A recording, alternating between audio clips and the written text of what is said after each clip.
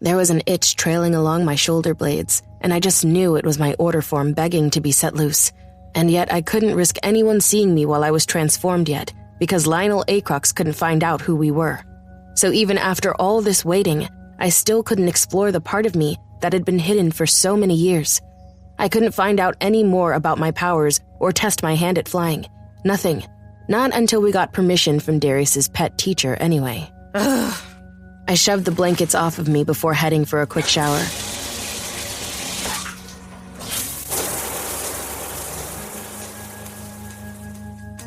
By the time I'd run a circuit of the academy grounds, and the fire in my muscles was sharp enough to burn out the stress of the shadows that had haunted my dreams, it was nearly 7:30. I jogged to the orb, cooling down slowly as I used my water magic to clean the sweat and mud from my body.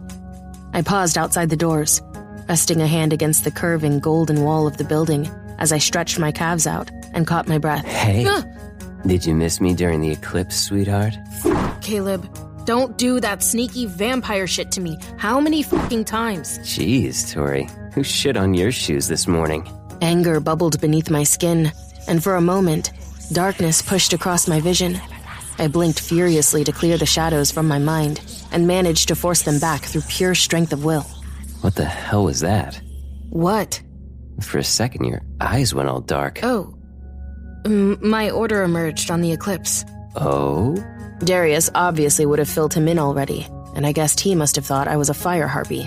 Yeah, so... Sorry. The answer is no. I was not thinking about you during the eclipse. I was busy.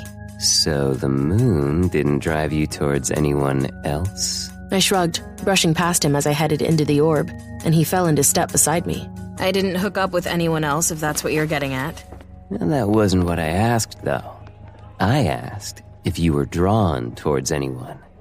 Yeah, if you want to know, it pushed me towards Darius. A bit of irritation and jealousy flashed through his expression. But then, Caleb actually smirked. But you didn't act on it? You resisted the full weight of the moon driving you together? Not exactly.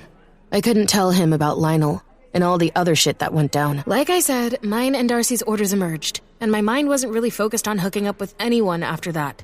I headed for the coffee machine.